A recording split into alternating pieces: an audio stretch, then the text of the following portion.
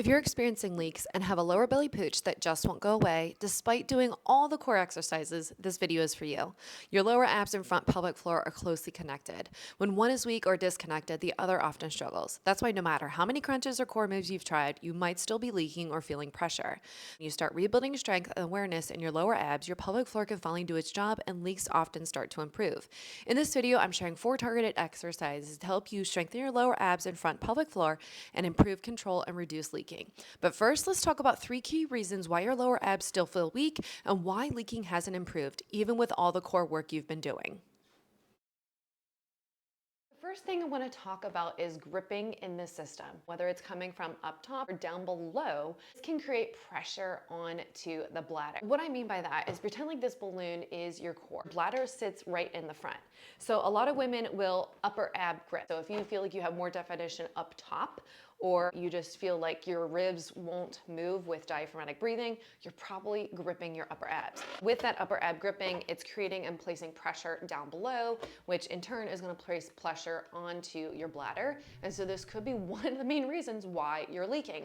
You suck in your belly button, or if you're told to belly button to spine in your core exercises, then again, you're creating pressure down below and creating pressure up top can place pressure down onto your bladder, which is leading to more leaks. Both of these situations makes your lower abdominals weak, which reduces the effectiveness of your bladder or your pelvic floor being able to contract, prevent leaks from coming out. Now, the other thing I want to show you is in the back of the pelvic floor. This is going to create pressure forwards in the pelvis, which is going to place that pressure onto the pelvic floor. So we've got 3 areas that can create unwanted pressure on the pelvic floor. You coming from the top with upper ab gripping, cinching in the middle, so sucking in your belly button from the spine, and then gripping from the back, whether that is glute gripping, constipation, or just gripping the back of the pelvic floor can create pressure forward. So I just want you to build awareness around that so you can better understand, okay, well, why are my lower abdominals weak? So one of the things that we can do to combat that, of course, is with diaphragmatic breathing and release work with lower abdominal activation.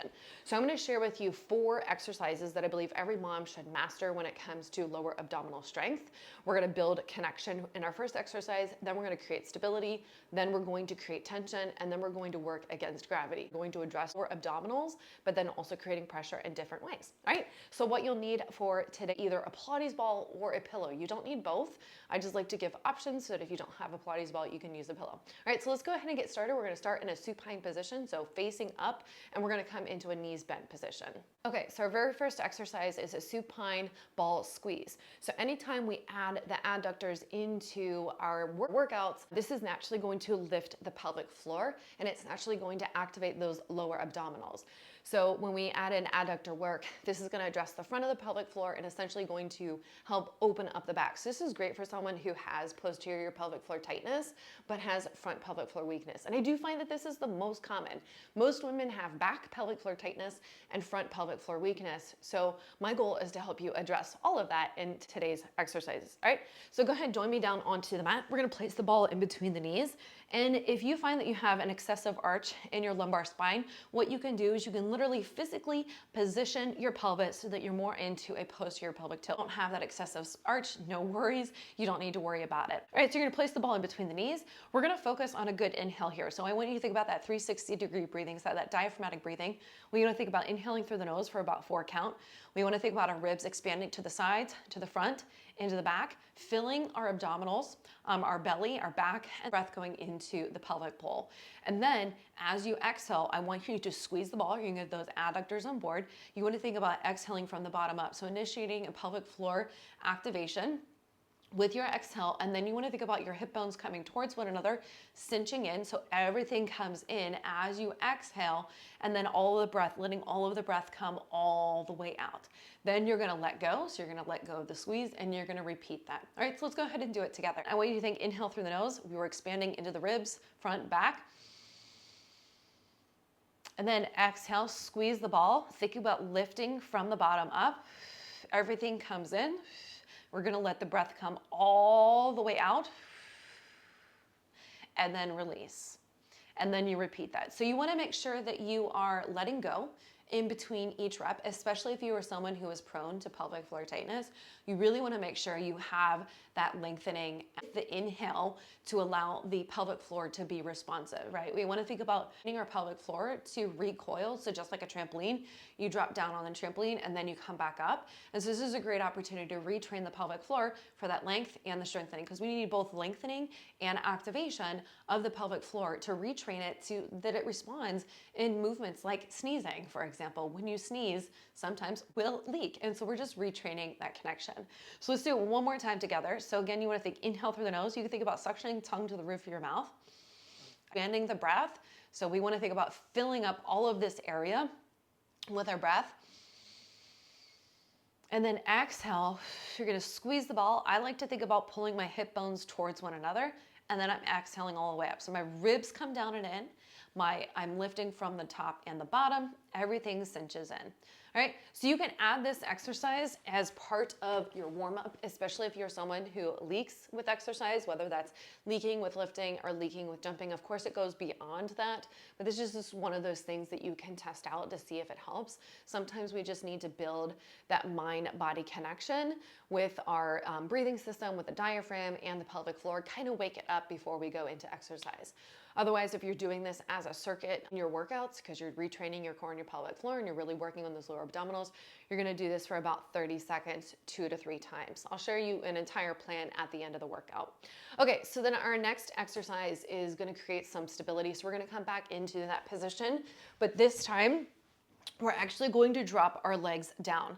So I'm going to inhale into my nose, and then as I start my exhale, I want to think about pulling my hip bones towards one another. So I'm exhaling from the bottom up.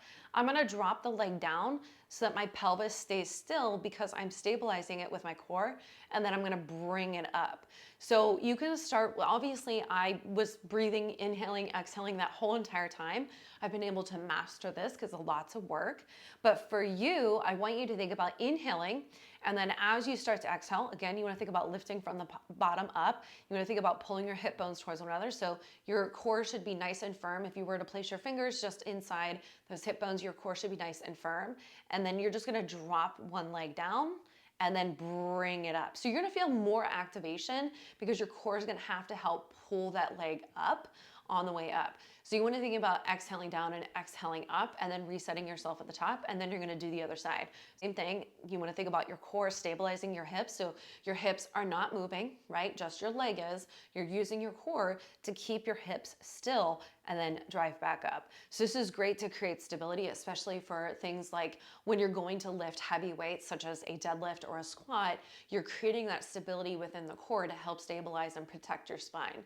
And so that's what we want to think about in this position. Do it one more time together. So again, I'm going to inhale here before I do my exercise, and then I exhale. You can place your finger inside your hip bones to make sure that you're nice and firm, or you can simply place your hand on your lower abdomen, or anywhere that you feel like you need that connection.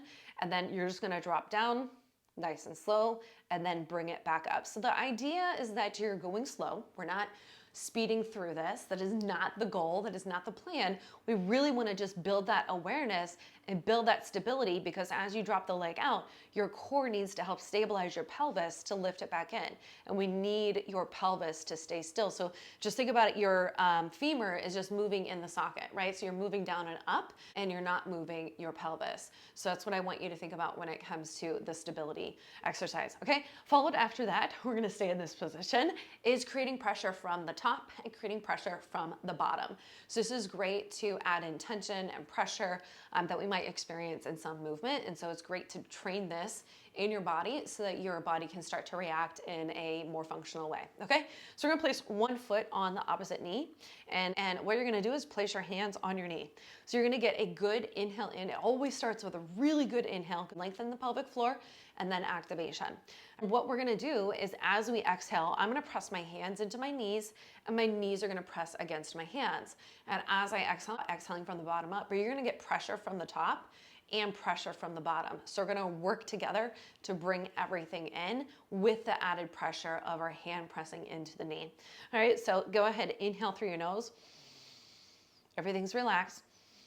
And then exhale as you bring your knee towards your hands and your hands towards your knees, okay? So you should feel everything coming together cinching in. You should not be feeling pressure onto your pelvic floor or bearing down. That's what we don't want. If you feel that, stop, reset yourself, and figure out what might be going on. When you are ready for more intensity, you can always add a ball to it. Place your foot on your knee, inhale, and then exhale to drive against each other, okay? So play around with those two variations, and the ball in when you are ready. Our fourth exercise is a hands and knees position. So I'm gonna show you two options that you can test out. The very first option, of course, is gonna keep your knees down on the mat. I want you to think about your fingertips pressing into the mat to push the body away. You also want to think about soft elbows. So I'm not locking my elbows out. Still have some soft elbows. I also want to think about driving through the serratus. So as I push away, I'm using some of my serratus to help assist that. My knees are going to be underneath my hips and my toes are going to be up. My neck is going to be long, so I want to think about tucking my chin slightly back, almost like thinking about a turtle coming out of a shell. So press those fingertips, push the floor away.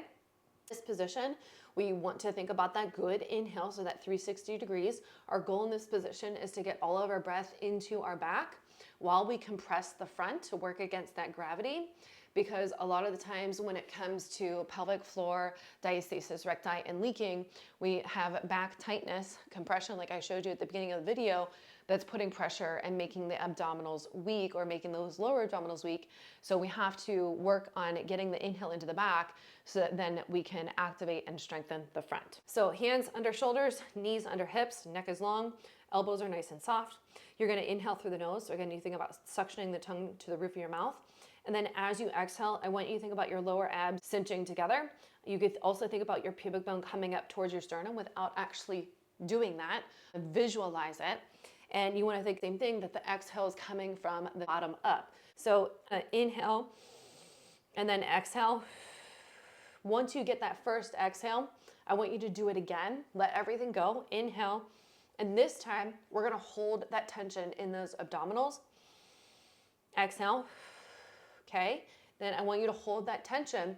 Now I want you to try and just breathe into the back while you're holding that tension. Because we're compressing the front, we are going to get breath to go into the back where most women will have tension or tightness.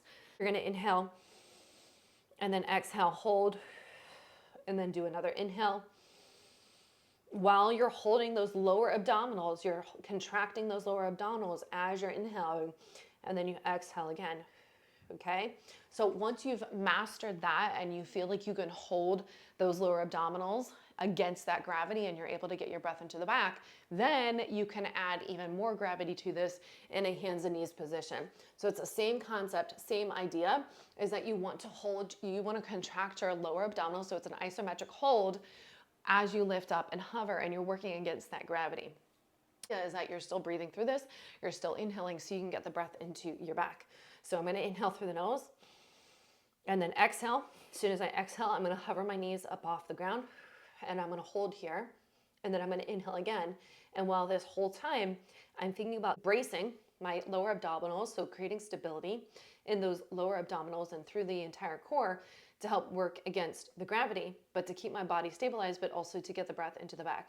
Now, you can do two things in that hover position. You can either hold for 3 seconds and then drop, reset yourself, especially if you're a little bit weaker, that's totally fine. And then you can move up to a full hold. So as with any of these exercises, I recommend that you start with about 30 seconds for each exercise. So the first exercise is that building that awareness, so about 30 seconds. Second exercise, you're going to alternate right and left of those leg drops for about 30 seconds. The third exercise is creating that tension with your limbs. So 30 seconds on the left, 30 seconds on the right.